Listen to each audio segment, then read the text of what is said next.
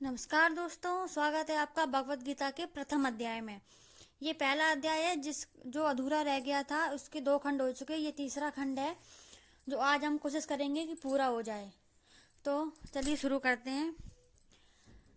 कल खत्म हुआ तो तात्पर्य अपने अधैर्य के कारण अर्जुन युद्ध भूमि में खड़ा रहने में असमर्थ था और अपने मन की इस दुर्बलता के कारण उसे आत्मविस्मृति हो रही थी। भौतिक वस्तुओं के प्रति अत्यधिक आस्तिक के कारण मनुष्य ऐसी मोहमयी स्थिति में पड़ जाता है। ऐसा भय तथा मानसिक असंतुलन उन व्यक्तियों में उत्पन्न होता है जो भौतिक परिस्थितियों से ग्रस्त होते हैं। अर्जुन को युद्ध भूमि में केवल दुखदायी पराजय के प्रतीत हो रही थी। वह शत्रु पर विजय पाकर भी सुखी नहीं होगा। निमित्तानि विपरीतानि शब्द महत्वपूर्ण है। जब मनुष्य को अपनी आशाओं में केवल निराशा दिखती है तो वह सोचता है, मैं यहाँ क्यों हूँ। प्रत्येक प्राणी अपने में तथा अपने स्वार्थ में रुचि रखता है। किसी की भी परमात्मा में रुचि नहीं होती।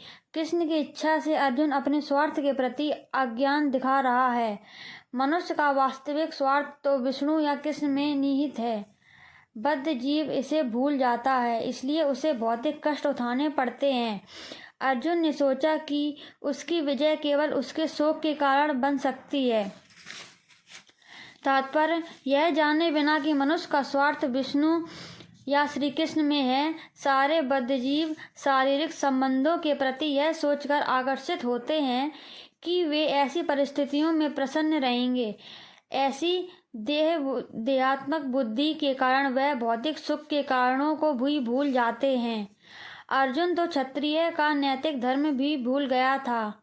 कहा जाता है कि 2 प्रकार के मनुष्य परम शक्तिशाली तथा ज्वलनमान सूर्यमंडल में प्रवेश करने के योग्य होते हैं। ये हैं, एक तो क्षत्रिय जो कृष्ण की आज्ञा से युद्ध से मरता है तथा दूसरा सन्यासी जो आध्यात्मिक अनुशीलन में लगा रहता है।